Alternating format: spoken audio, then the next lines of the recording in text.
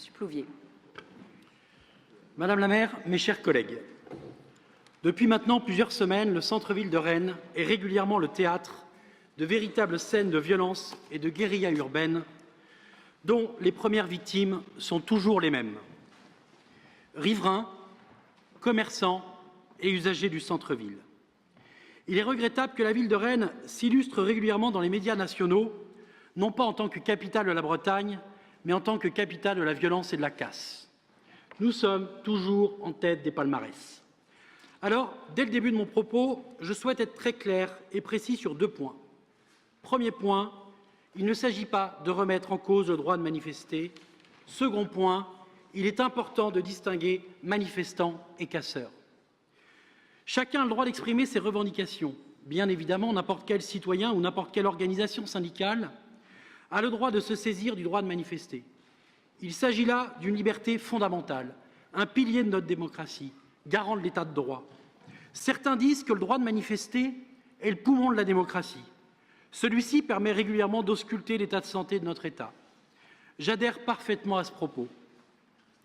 Vous le savez comme moi, le droit de manifester est bien entendu encadré par un environnement juridique précis, de façon à prévenir tout débordement à l'ordre public.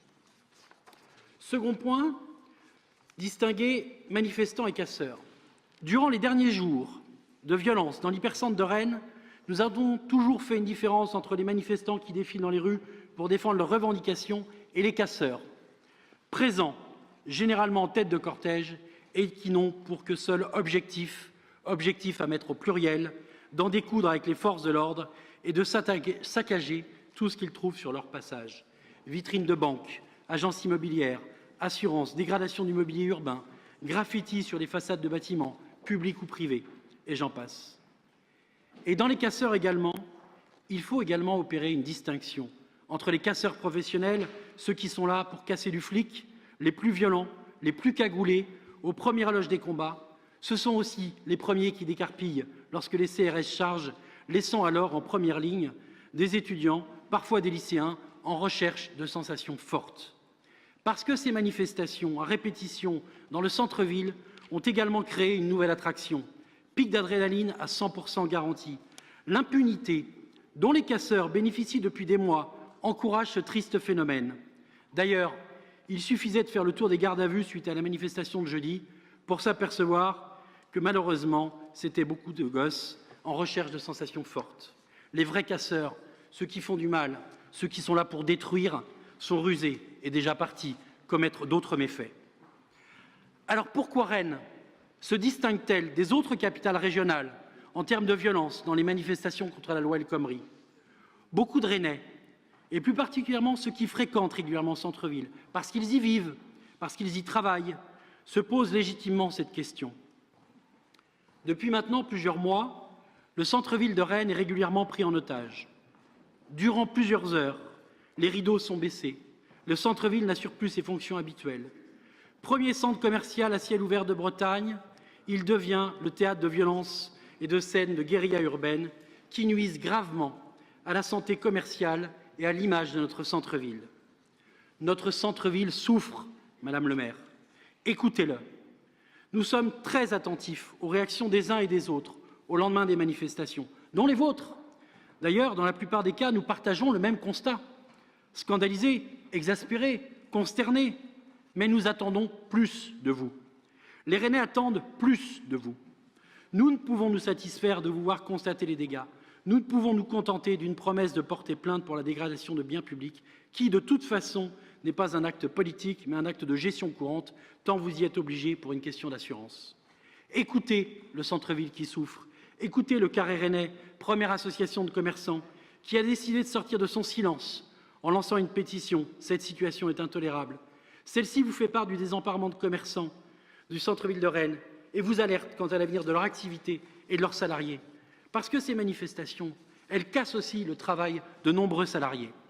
Rennes, régulièrement cible de manifestations de l'extrême gauche, Rennes, qui a déjà subi de violents affrontements en janvier en marge de manifestations contre le projet d'aéroport Grand Ouest, vous ne pouviez pas ignorer qu'il y aurait des violences similaires en marge des manifestations contre la loi El Khomri.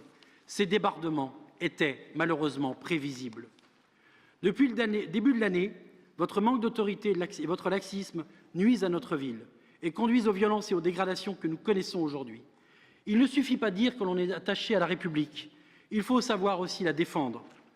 Nous regrettons vivement que vous n'ayez pas saisi plus tôt vos amis, le ministre de l'Intérieur, Premier ministre ou même le Président de la République. Pourquoi la députée de la 2e circonscription que vous êtes n'a pas interpellé le gouvernement lors d'une séance de questions à l'Assemblée nationale? En faisant preuve de laxisme, vous avez laissé la situation s'envenimer. La gravité des événements dont ont été victimes riverains, commerçants et usagers du centre-ville nécessitait de faire preuve de plus grande clarté et fermeté, sous peine de non-assistance à ville en danger. Nous nous étonnons encore aujourd'hui du manque d'efficacité de vos amis du gouvernement, qui ont pourtant tous les moyens pour agir, pour faire assurer la sécurité des Rennais, respecter l'ordre et appliquer les décisions de justice. 2 ministres bretons au gouvernement, celui de la Défense, celui de la Justice. Ils devraient être en mesure de vous appuyer. Alors, face à cette situation intolérable dans laquelle se trouve menacée l'attractivité du centre-ville, Madame la maire, vous devez prendre rapidement des mesures d'urgence. Interdire toute manifestation le samedi est un élément de bon sens. L'attractivité de notre centre-ville est en péril. Les organisations syndicales devraient comprendre. Rennes a déjà payé un lourd tribut. Pour conclure, Madame la maire, une question. Comment pouvez-vous tolérer qu'un membre de votre exécutif remette régulièrement en question le travail des forces de l'ordre qui œuvrent pour la sécurité de tous? Je veux parler du même élu qui était présent dans les rangs d'une manifestation interdite. Il est intolérable que les élus de la République ne respectent pas ces hommes et ces femmes qui œuvrent au quotidien pour protéger les Rennais. Il y a un an, durant les tristes événements du 11 janvier qui ont frappé de plein fouet notre pays, notre conseil municipal et l'ensemble de ces groupes politiques, par votre voix, nous nous étions associés à votre démarche, s'associaient pour saluer le travail des forces de l'ordre.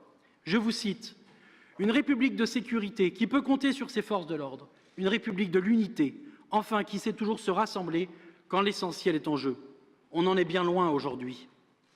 Nous ne pouvons plus tolérer que le centre-ville de Rennes soit régulièrement pris en otage. D'un côté, des commerçants qui expriment inquiétude et lassitude quant à leur avenir, de l'autre, des riverains qui n'acceptent plus de ne plus pouvoir circuler librement. Leur liberté est remise en cause. Certes, vous condamnez, mais les événements sont de plus en plus violents. Nous souhaitons que vous fassiez preuve de plus de fermeté et saisissiez le plus rapidement possible les membres du gouvernement pour faire cesser les scènes de violence dont sont victimes les Rennais. Enfin, en une phrase, nous prenons bonne note de la tenue prochaine d'une commission plénière privée. Nous vous en remercions, nous vous en félicitons. Nous avions demandé déjà, dès le mois de février dernier, la tenue d'un conseil municipal extraordinaire. Merci de votre attention.